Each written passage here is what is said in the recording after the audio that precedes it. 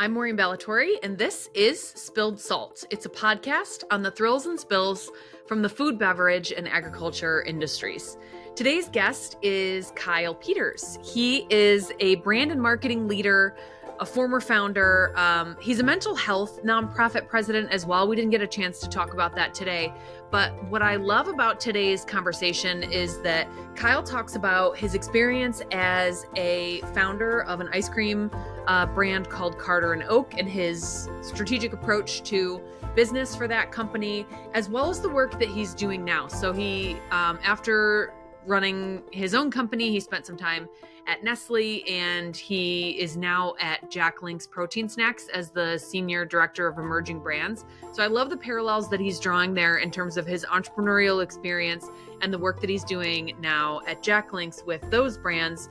But what I would love for you to take out of today's conversation is the part where we're talking about finding fit. It's something I'm deeply passionate about, the fact that life's too short for work you don't love. And Kyle subscribes to that as well. So we talk about how he found a role that he deeply loves, even though that's different than what he thought it was going to be. Enjoy the conversation. Thanks so much for joining me today. I'm really excited to have you on the podcast. Yeah, we could finally get connected. Yeah. Well, you've been busy, and I look forward to talking about that today and some of the things that, some of the changes that you've made over the last handful of months. But let's start with your background as a founder. Can you talk about Carter and Oak? Yeah. So I founded Carter and Oak in October of 2016, and for me, I saw my mom battling stage 4 colon cancer, and she had fought for 7 years. She passed in August of 2016, and that was really the catalyst for me starting the business. And so I had seen after her treatment, she would have like a sore throat, a lack of appetite, high sensitivity to smell, and she was always turning to like ice cream, ice pops, pudding, different things like that, but they were always super high in sugar, made with artificial ingredients, just things that weren't good, right? And she didn't want to drink any protein shakes. That wasn't appealing to her. And she was just routinely missing out on nutrition that she really needed.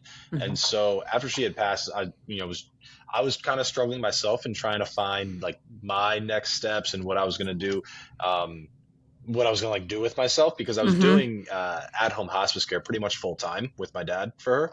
And I didn't really work. I was, personal training here and there, but didn't really have like a full-time job per se. And so I had to find a way to like fill my time. That's what my dad was always telling me. He was like, you just need to fill your time. You had something that was filling your time before. Now you don't have that. You need to find this next step. And I'd always wanted to start my own business. I went to college for marketing. And so I always had that bug to start something. And this really gave me a purpose. And so I blended the comfort and indulgence of the ice cream she was already eating with nutrition that she missed out on. So I developed a high protein, zero added sugar ice cream. And my goal was to not be like Halo Top and be in grocery stores everywhere. It was to be in every hospital on every patient tray everywhere. Interesting. Natural grocery was going to be part of it, right? That was going to be complementary. That was going to be where like it was proven. Because the thing is, you can't just call hospitals and all of a sudden you're on a tray next week, right? Right. You can walk into an independent grocery store and you can be on shelf next week. So it's definitely tough because you go against maybe what your strategy is to get started, proof of concept and everything else. But in the background, constantly working to, partner with Aramark, partner with Sodexo, Compass Group, Flick, all those guys. And so, we worked with natural grocery stores in the Mid-Atlantic. We worked with NFL teams because I played college lacrosse. And so I ate a pretty healthy diet myself and saw that there was obviously like a nice application to athletes, and had a couple opportunities that were easier than maybe expected. And it was like, yeah, this makes sense, goes along with the food service strategy. And so we worked with NFL teams, and then ultimately worked with some like independent assisted living facilities, retirement communities. And then we did at the end get accepted by Aramark to work with 2 Philadelphia area hospitals and actually take the place of Hershey products on every patient tray. I can't speak today. To take the place of every to take that place of the Hershey products on every patient tray in those couple Philly hospitals. Wow, that's huge. That was at the very end. So we never ultimately got to see that through. But we did get accept the opportunity was there, and ultimately that was ironically like what kind of put the nail in the coffin after supply chain issues and stuff like that after COVID. So I'll pause there Right. because So that's a lot. yeah, I was going to say you hinted at Yeah. that, you ended up closing the Hmm. company. And so Yep. just to put, sort of a period at the end of that Yeah. sentence before I ask you a bunch of questions about what you just went through, what was the ultimate reason why you chose to close the company? Yeah, so I think it's super important to know, like, I was fully bootstrapped, didn't raise any funding, put, a decent bit on like personal credit cards, um, and got a few $1,000s from my dad. And by a few $1,000s, I actually mean like a few $1,000s, not like Yeah. sneakily, like I have like a very rich dad who was writing me like massive checks. He gave me a Yeah. few $1,000s to help out on packaging one time. And then I had a little bit of money saved up myself, and that was like what got me started. And then I would put some things just ongoing on personal credit cards. And yeah, so after COVID, we had seen an increase in our cost of goods that some like for some ingredients was 100% increase. Like our whey protein Yeah. isolate increased 100, maybe even a little more than 100% at the time. Chicory inulin from chicory root, that was even just tough to allocate, let alone the effect that it had on our margins, because that had also increased in costs. Mm-hmm. So when I was looking at what our margins were going to look like moving forward, and how much we were going to have to be shelling out on these ingredients to make the product that we've been making and selling to customers. And by customers, I mean like retail partners or the food service partners. It just wasn't going to make sense anymore, right? And in food service, when my whole goal and the market I was going after was to be free to the end consumer, right? Being on a patient tray, you're free to the patient, Right. right? So it's included in kind of that contract that the food service operators signed with Sodexo and Aramark, and so they only have a finite range that they're willing Right. to pay for that real estate on the tray, right? Mm-hmm. Even if it's considerably better than the Hershey products, and it's not curing cancer. It might be helping people with cancer, but it's not the thing that's going to cure the cancer. Right. So that range is not going to change, and we were not going to be able to fit within those ranges anymore due to the increase of costs, right? And so for me, I was actually fundraising at that time. I was looking to raise my first $1 million. I had 10 or 20% committed in like the first couple weeks, but I put the kibosh on it just because looking down at projections and forecasts and everything, it was going to ultimately just kick the can down the road, right? The cost of those ingredients were going to be the cost of those ingredients. Funding wasn't going to solve that problem. Right. Yeah. Especially with the food service strategy, right? Exactly. For the reason that you just explained, right? And I would love for you to kind of talk about that a little bit, because you sold into both food service and retail. Can you talk about how the margins were different for both of those approaches? Yeah. So in retail, we did pretty well. It just, I didn't see it continuing nationwide. Like we did well regionally, but we were doing like 11.5 units per SKU per week in the Mid-Atlantic, but there was no way that was going to extrapolate out to the entire country and maintain. I just did not have confidence in that. And I would think based on kind of the market and what some of the other like better for you ice creams are, how they're performing right now, I would say that assumption was probably pretty correct. But margin wise, I always just the starting point for me, because there's always nuances to categories, like especially what I'm learning right now in the category that I work in today. Margins are a bit different in retail than they were for me in frozen desserts. And also specific channels, right? So the conventional channel is different than the natural channel, which is different than the like out of home channels. So like all retailers or C-store and places like, they're all very different. There's all a lot of nuance. I just talked to an online natural retailer that it takes like 43%, right? I like to account for 40% when it comes to retail. And then when it comes to distributors, I like to account for 25. And that can sound super high. But I think if you're talking natural grocery and you're working with KeHE or UNFI, 25 could end up being a very much so a reality for you. So much, and it's better to work in that. more. Exactly. I was just going to say the same thing. Work in extra and then be pleasantly surprised if you have a little bit left. Yeah, I think there's too many founders that run their numbers based off best case scenario. And then when reality hits or they get a chargeback and whatever else, they're in a really ugly situation. And then that's how you can put yourself out of business, basically, right? So that's what I like to account for. Reality always ends up being a little bit different or change up. So. Right. Yeah. But then, sorry, So, and for food service, I yeah. didn't speak to food service. Yes. Food service is very different. And I'm trying to remember because I haven't played in food service now for a couple of years.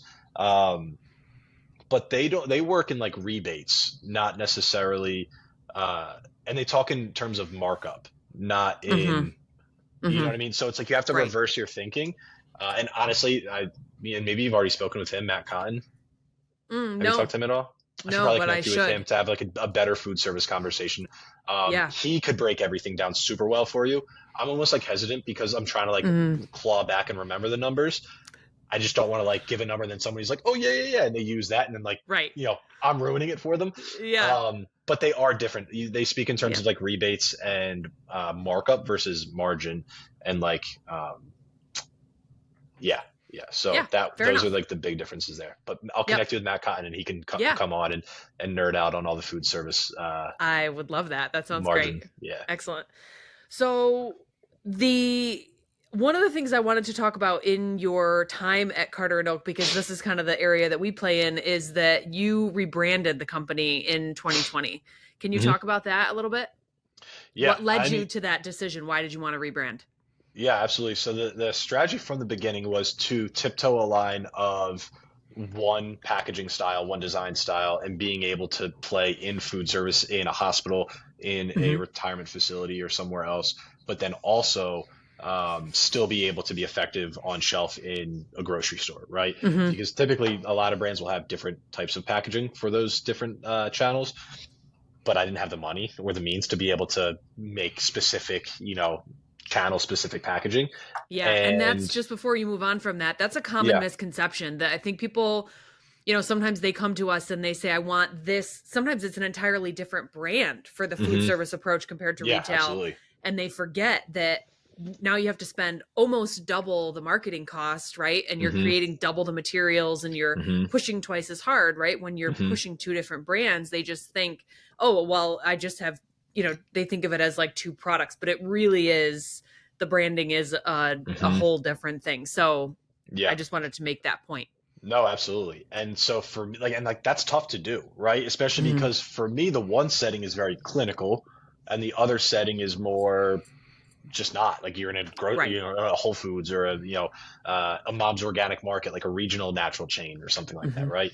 And so, but the other thing is that I had good insight around my customer that was in the healthcare facility because of my mom, right? And understood that they're already given so many like drugs and prescriptions and clinical things that Hmm. the less clinical it feels, the better. Hmm. Like they just Yeah, want right. normalcy. They want to feel like they pulled something off shelf.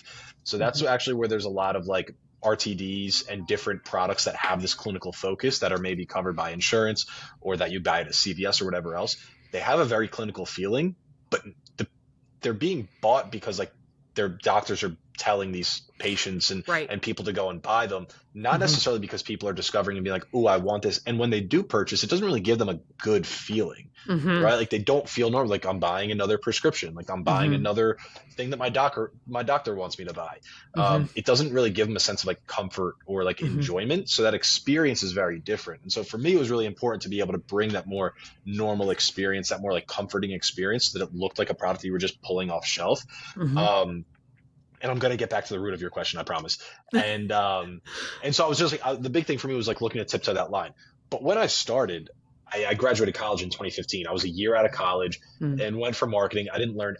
I really didn't learn anything when I was in college for marketing, if I'm just being very honest. The best class for me that was very applicable was when we partnered with the graphic design students. And Interesting. yeah, it was really cool actually. You had to like learn how to work and like lead a creative because you Right. have to speak and interact very differently. And like to me, Hmm. that was a great course. That was the best class that I had in college.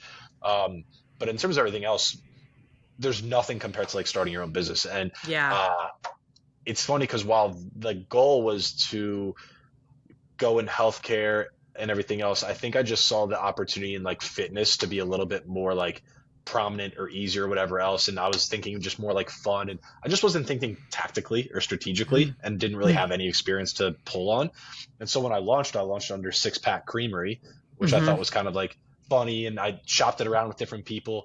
And I probably didn't shop it with the right people. I probably shopped with the people that Mm. were just going to support me for the sake of supporting me. Um, And yeah, like everybody like loved it. Everybody loved it. True or Air false, I have no quotes, idea. right? Yeah, right. Yeah. I have a much more discerning uh, I'm much more discerning now when it comes to those conversations and know the right people to talk to and everything else. But years ago, I didn't. And Hmm. so, yeah, it was Six Pack Creamery. I thought it was kind of funny because it was high protein and like the logo was like a flexing cow. And I even took it to like the nonprofit that like helped my mom out and everything when she Hmm. was sick and Hmm. like ran it by them and stuff. And like they liked it. But the reality was like it just wasn't a good fit, right? Like it Hmm. didn't, Yeah. it Doesn't just scream didn't healthcare. doesn't scream healthcare. Not even that it needed to. It just didn't scream. I don't know. It just didn't feel right. Like I don't know if it Mm-hmm. was necessarily wrong because even when people that were battling cancer would have the product because I would go and I would donate product as well. Like Mm-hmm. they loved it and they would like laugh about it. It was kind of funny and it was fine. It just could have been so much better, right? And Yeah. ultimately, I went to a place where, like, because the product also wasn't cheap, so I Hmm. wanted to rebrand to something that was like more premium, something that Yeah. like we could own. Because what I would always hear is like six pack cream. Or like, oh, is this like beer ice cream? Like, is this ice Huh. cream that has like beer in it, or is it beer flavored? It was either people understood it right away, or people were like, is this beer ice cream? And I just didn't want that confusion. And Interesting. when you Yeah. would like Google six pack creamery, we were like the first things that popped up, but there were like a lot of other things that would pop up too. And I wanted to just like own a Yeah. search and have Hmm. something kind of be Yep. arbitrary. So there was no preconceived notions going into my brand. And Mm. so I rebranded to Carter and Oak. And that was because I grew up on Oak Hill Drive and the facility that I had was on Carter Drive.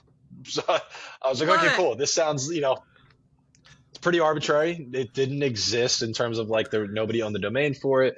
When you Yeah. Googled it, nothing popped up. Like nothing. Like lumber popped up, like two by Yeah. fours and stuff, Right. right at Home Depot. So I was like, oh great, we can own that too. Um, and so yeah, just I worked with a Wow. freelancer. And I wish I knew her name. She was great. She used to work at Whole Foods for a while, and then she started doing freelance after the fact and everything.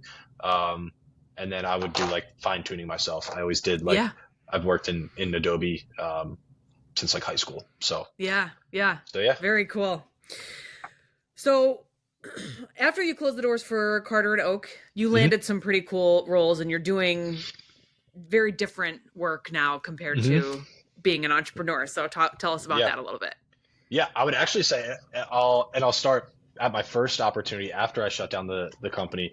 But what I'm doing now is actually super founder. It's super close to being a founder, and not even like me, just like it actually is, which is crazy and chaotic. But so right after I shut down, I made a LinkedIn post, and I made the LinkedIn post because truthfully, in my head, it was from a place of like being self conscious because I was like, damn, I'm shutting down the business. And not that I had any followers on LinkedIn or anything, or like people knew who I was, but the few people that did, I was like, they're going to see me going from being like the ice cream guy to just doing something else. And they're going to, just go, ooh, like, I guess that whole ice cream thing didn't work out for them. Oh, Right. interesting And perspective. Yeah. so, yeah, so I was like, I want to write the narrative, right? Because to me, I was like, no, people liked it and it sold well in grocery and we had great opportunities. And I was like, the numbers sucked.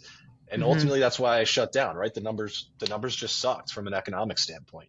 And to Yeah. me, I always make the argument that if you can make the call to shut down because of a reason like that, that's actually to your benefit. And that should actually be seen as a strength, right? Like Absolutely. Yes. I You didn't made the go in. really hard decision at year 5 instead of Mhm. pulling in millions from Yeah, investors, fundraisers and family, yeah, exactly. friends. Yes. And so I think that that's something, and I say that not to pat myself on the back, to give for any other founders that are listening and had to make a tough call like that Exactly. too. Like, give yourself some grace, right? Like that's not easy, and it's most of the time when you shut down, it is the right call. Most of the time, not always. Hmm. Sometimes people just stop too soon or whatever else. But also, you're probably doing that because you just don't have the passion. In which case, it's still the right call. Shutting Hmm. down is rarely the wrong call. So I'm sorry, I'm getting back to what was the initial question? Oh my What you're God, doing now. what I'm doing now. Thank you. Yep. You're um, welcome. my brain doesn't work well sometimes. So yeah, so I made that LinkedIn post, and just talked about like the journey and everything else, where I was, and kind of like what I thought I was looking to do next. Because what I actually thought I wanted to do next was not even close actually to what I wanted to do. I learned. Hmm. but from that LinkedIn post, for whatever reason, it kind of caught like a little fire. Well, for relative to any LinkedIn post I had ever made, it caught fire. Sure. And just got super lucky where people in the industry saw it, and the response was crazy compared to what I had expected. And so I had other founders asking me to consult for them, other Hmm. founders asking about like me advising. I had larger companies reaching out about me interviewing, startups asking me to interview, and everything else like that. And so I ended up having all these interviews set up like right after that post. It was crazy. And the Some of context of the post was, this is why Carter and Oak shut down, and here's what I'm looking for. Pretty much, yeah. I have it Okay. pinned on my LinkedIn, so it's like when you're scrolling, I think it's like one of the posts that's like very easy to find on Okay, my great. on my profile if anybody wants to like check that out. But yeah, so that was more or less what it was. It was like, this is what I was doing, and kind of shut down. It was a great time. This is what I learned, and this is what I'm looking to do next, right? So if anybody knows of anything, like let me know. And yeah, so a bunch came my way, and actually took a short stint at a venture-backed startup as the VP of Ops, as like employee 5 or something, and it just wasn't the right fit for me. I think from personalities meshing, and I think they didn't necessarily think they needed like a manager. They needed to hire like a manager and associate, but they were hiring and paying for much more. And so it just wasn't a fit for anybody after a while. And so I just made the call. I was like, hey guys, I'm going to step away. I think this is my recommendation for you guys moving forward. If you're going to listen to anything that I say, like this would be my recommendation. You can pay, a fraction of what you're paying me, and then you'll be able to have more control, right? I wasn't looking to be a yes man. I never am. And that's something I think is innate in all founders. And so it's really tough to find that right role for you in the right company that'll allow you to really like flourish and take ownership and lead. And so yeah, that was short. It was great. I learned enough there, learned some good things. And then Nestle had actually recruited me for 2 different roles in the comments of that initial LinkedIn post, which to me was bonkers. And then That's wild. Went back, and I actually had a conversation because I told him, I was like, hey, actually I accept this offer with another company. And he was like, I still want to have a conversation. Like, let's just like see. So we just did. And he was like, cool. Like, let me know in the future. Let's just keep in touch, whatever else.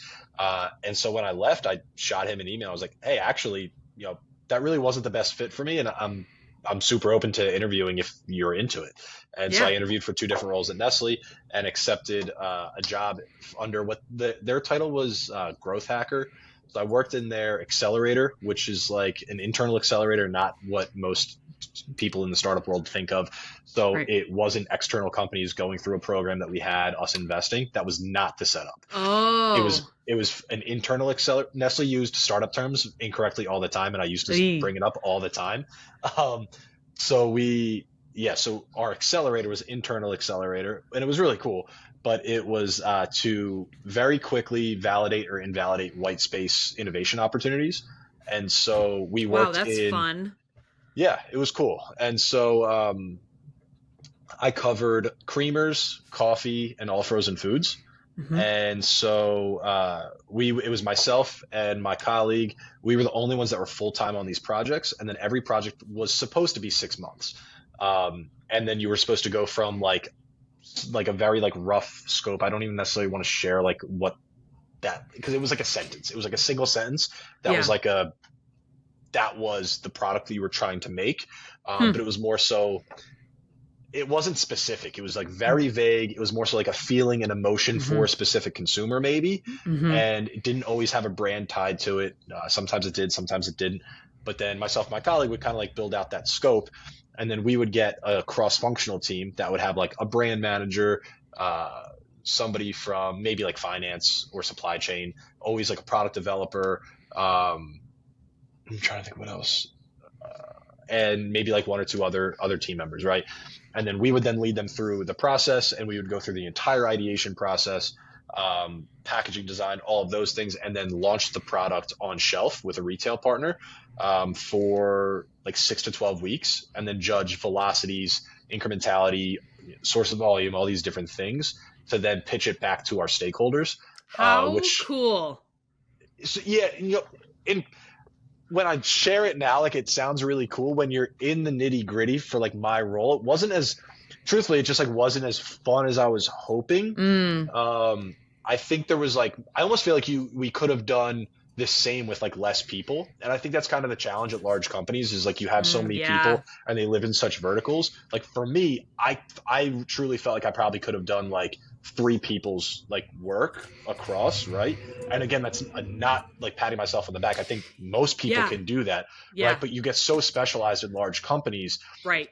it's tough to move super agile and to work cross functionally because Hmm. people have their functions and they live in their roles. Totally. Um, and in the startup world, like you have to spread, you have to have Yeah. competency across the board, Right. right? And so I feel like that was something for me, like it was tough to have to live in just a box, right? And I think for Hmm. some people it's perfect, Hmm. and for those people it works really, really well. But for me, I was always like wanting to do other things Yeah. and help out in different areas, which ultimately doesn't help the team, right? Like you have to Hmm. stay in your lane. Yeah, And I you were ultimately looking for found, fit, right? Like you were yeah, looking for absolutely. something that was a great fit, and that responsibility is a Yep. great fit for a person that wants to be the champion for a thing to bring Hmm. across the finish line. That wasn't for you. That's not a dig at anybody. Yeah. It's No, no. just to say that that wasn't for you. Exactly. Yeah. But taking a step back and looking at like the work that we did and that the team's accomplished, like super cool. You know, like that Yeah. was really fun. And to me, the pitching to the stakeholders, because the proximity that I got, like to the people within the organization was incredible. Our Hmm. president of coffee for Nestle Global, our chief strategy officer for the U.S., VPs of different brands and everything else like that. Like these people, people you could argue are like the most important people in the global coffee economy. Wow. Like, because Nestle is the number one purchaser of coffee in the world. Hmm. Like, you know, it's crazy, right? It's really cool to take a step back, present it to like the global chief technology officer and everything, right? So it's just that stuff was really fun for me. I Yeah. loved that. Hmm. But some of the more like day to day where you had to live in like a box, that wasn't necessarily as fulfilling. Hmm. And then I ended up leaving Nestle after about like 18 months. And Hmm. so that was August of 2023. And I had an opportunity to join Jack Link's, Jack Link's protein snacks, so the beef jerky with Sasquatch. Joined them as their senior director of emerging brands. So I lead a portfolio of emerging brands. There's 4 brands in it: Country Fresh Meats, Golden Island Beef Jerky, Larissa's Kitchen, and Wild River. So all meat snack companies, and probably I don't know if I can necessarily share. I don't know. I'm gonna not for the sake of being safe, but it's Jack Links is a very large company. All these brands are growing multi-millions each, some much larger than others, but it's really fun. I have a team of 4 right now, brand managers, senior brand managers, and our goal, we just need to grow the brands, right? So I'm super fortunate because like my boss just lets me go. That's It's awesome. incredible. It's as perfect of a job as I could imagine, Oh, right? that's so great. Which I never thought I would necessarily say, like being an employee. But I Well, truly do love it. That's the other thing too about why I emphasize fit, because Hmm. it's such an important thing for people to understand what they do and don't enjoy doing. And you don't have to Hmm. know in advance. No, You I can didn't. wait until you're in it, and you're is it Yeah. working? How do you feel about the work that you're doing? And I think that that's something that I talk about a lot with the Hmm. brands that we work with, the folks on my team, anybody that will listen. I'm talking fit, right? That Hmm. you have to kind of be open to understanding, is this what I want to be doing or not? And so I imagine that the work that you're doing now is the parallel that you were going to draw to entrepreneurship. You Yes. mentioned Yeah. earlier on, Absolutely. right? Yeah. Yeah. Yeah. I mean, I need to be like, and it truthfully, it's a credit to. I'm going to sound like I'm just drinking the Kool-Aid, and I promise I'm not. And I think my experience at Nestle, kind of like, if I was drinking the Kool-Aid, I'd probably still be at Nestle and just singing their praises, right? But like, truthfully, it's a credit to the culture at Jack Link's. We're privately owned. Troy Link, who is Jack Link's son, owns 100% of the company. And so it still has the spirit of like entrepreneurship because he runs the company as the CEO, right? And so his like the heart and soul of that family is ingrained in the core values here and the core values Mm-hmm. of the company are actually displayed.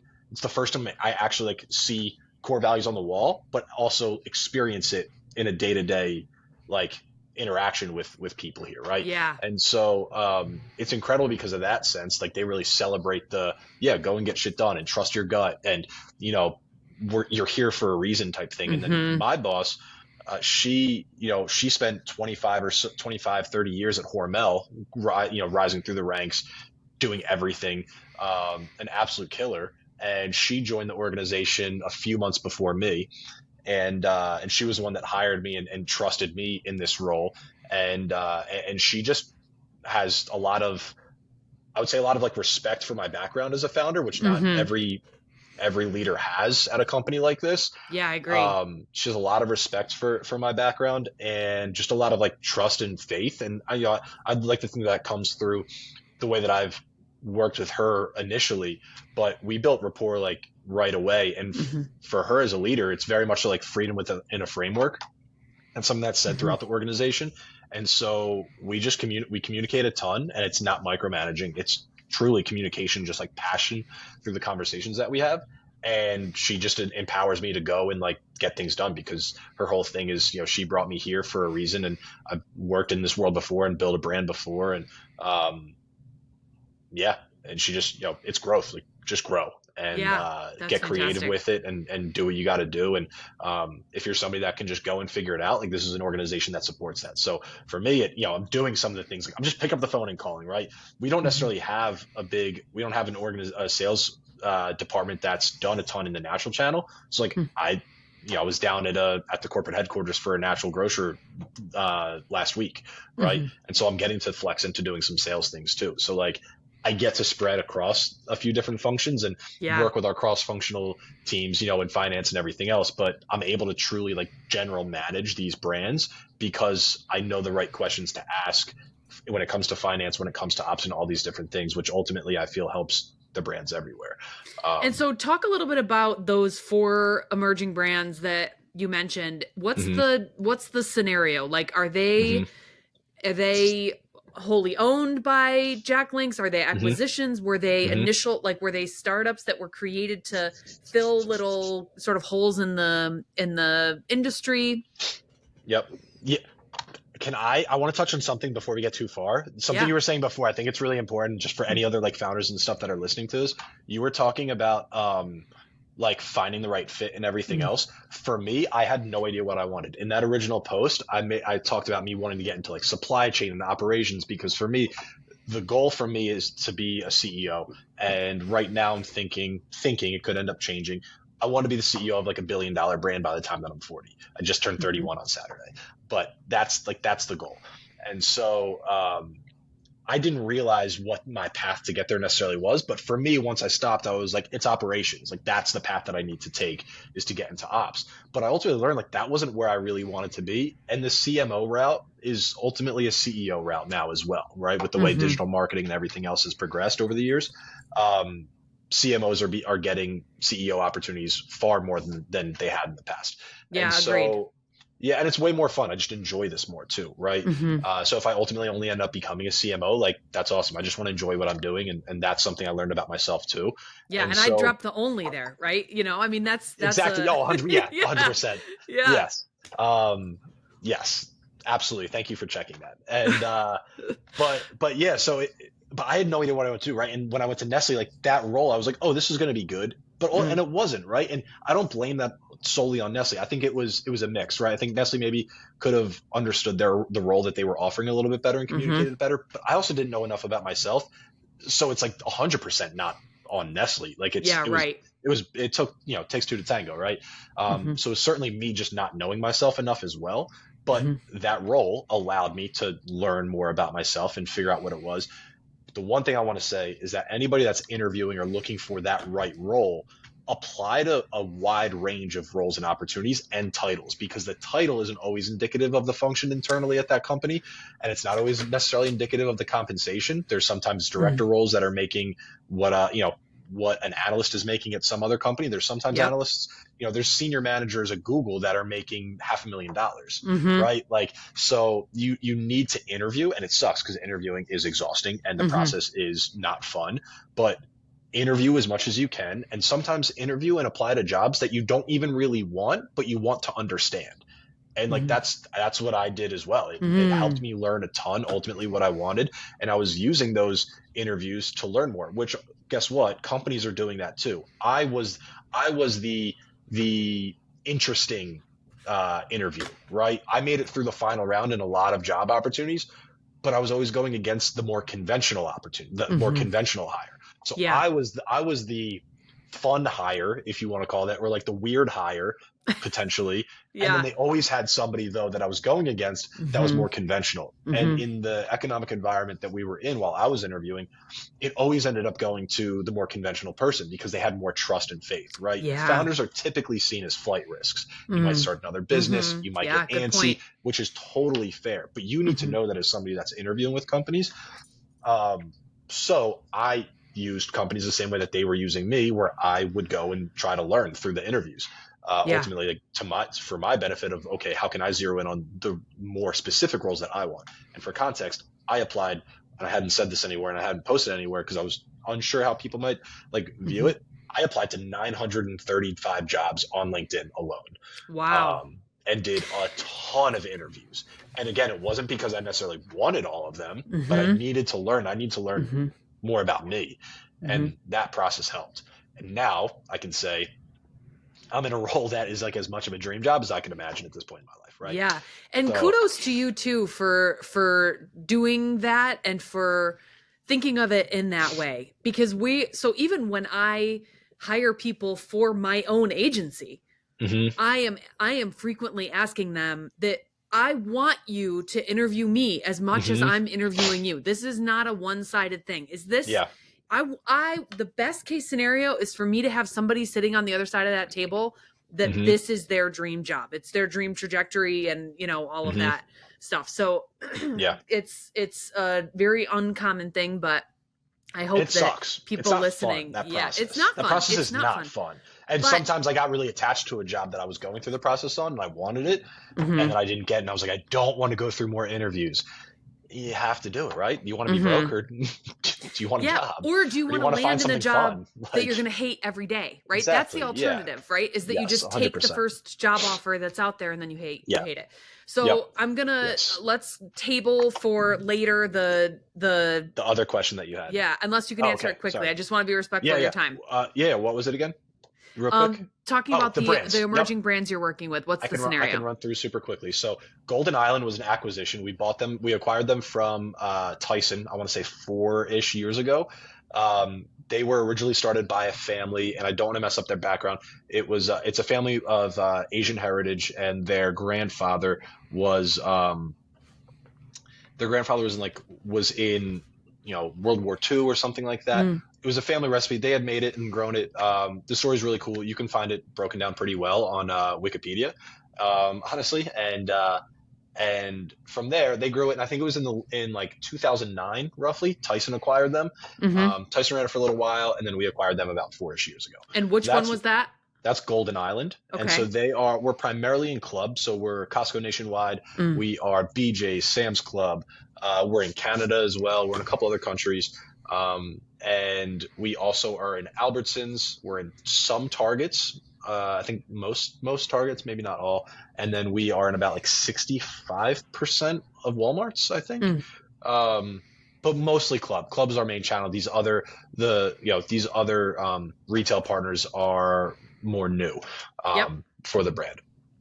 So that's great. I was actually a customer of Golden Island like years ago before this was even a thought of being here. And so another one is Country Fresh Meats. So those are refrigerated meat snacks. So they're like meat sticks or meat and cheese, what we call combos. So it's like a meat stick and a cheese stick. Sometimes we do like almost like meat bites, and there's like cheese curds in those packs as well. That's mostly in C-stores. We're looking at some different distribution strategies coming up as well. So that'll be driving some really good growth for us. That one's like very minimally branded. Like you'll look at it and be like, what is this? because it seems it seems just super bare bones. It does very well. And Interesting. there's a place for that type of brand in the world. It's you got to find the right place for it. But we certainly have, and C-Store has been really great for us. The other one is Wild River, a little bit newer. That's a brand that we spun up internally a couple years ago. That is like old fashioned style jerky, so it's thinner, it's tougher. It's my personal favorite jerky from everything that we have here. And that is, again, in most C-stores. It's mostly C-store distribution that we have with them. We have a few different types of jerky. It's like chili. We have green chili. We have like mild, and then just our old fashioned. Then we also do 2 different types of biltong. We call them steak slices. So it doesn't say biltong on the packaging, but it's super tender. And we got the biltong capability from an acquisition that we made. So we acquired a company that had biltong manufacturing capabilities. So we own all manufacturing in-house. And then the last one is Larissa's Kitchen. So that has been around for a handful of years in a few different ways. Larissa is Troy Link's wife. So their family we're launching I'm going to back up. We're launching the brand totally new, starting actually at Expo West this year. Ooh. And it'll be totally repositioned, rebranded. We're going to be in new retailers by the end of this year. The official launch for when we'll be able to sell and everything is going to be more in like May, June time, right around there. So more information to come on that, but it's going to be top 9 allergen free. It'll be certified top 9 allergen free. Larissa has a son who has some severe allergies, food allergies, topical allergies, different things like that. And one weekend, her son had an adverse reaction to something, and she had to sit with him in a bleach bath for hours. Right. Oh my so it's God. something that's super visceral, super personal and emotional. And we realized that there's no meat snack in the category that really can instill confidence in these allergen shoppers. And 1 in 4 Americans are shopping with an allergen lens. They're shopping looking to avoid one of the top 9 allergens. And 38%, I believe it's 38% of those shoppers have the threat of anaphylaxis. Right. And the allergen community is growing 4 times the general population. It's been growing at 4% year over year since 1997, I think it is. Wow. So it's a massive opportunity, and the allergen consumer is avoiding entire categories in the grocery store because of that. And so because of just lack of confidence. So what we're doing is building the confidence within the category that these shoppers can go and know for sure, because of all of the rigorous testing, because of the certifications that we have, that they can purchase with confidence. And our tagline, snack fearlessly, right? So that's LK, and that's gonna be really exciting later this year. Cool. I look forward to watching that. Yes. Very cool. I imagine it's got to be so fun to be able to kind of take that entrepreneurship lens to all 4 of those, especially under the Jack Link's umbrella, to be able to kind of have the power of that behind you too. Yeah. I mean, I'm so fortunate. I'm very, very fortunate, and I would say lucky sometimes to be here. I thanked the recruiter that dug my crappy resume. Founders don't know how to make resumes. I was like, I don't know how to make a resume. My resume sucks. And one of the first things I did when I got here was find her in person to thank her, because I'm like, I'm here because of you. This doesn't happen if you just decide to gloss over my resume. You know what I mean? And the opportunity is because of her. And so I'm just super thankful, because it was being here is truly life changing. I moved. Just being happy in what I do every day. It's I hope everybody can find this experience as well. Yeah. And you say luck, I say you put in the work to understand what you were looking for and the kind of company and all of that. So yes, I'll let you land there. It's a mix. Kyle, thank you for your time. This is a fascinating conversation. For everybody who's listening today, definitely go follow Kyle on LinkedIn if you're not already.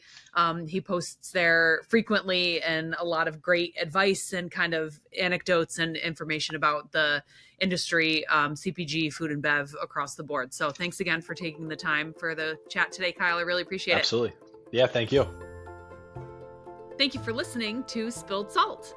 I'm Maureen Ballatori. For more information about the podcast, visit www.agency-29.com. If you have questions for me, or you'd like to recommend a guest for a future episode, you can send a message using the contact form on the website. Like and subscribe wherever you listen to podcasts so you never miss an episode.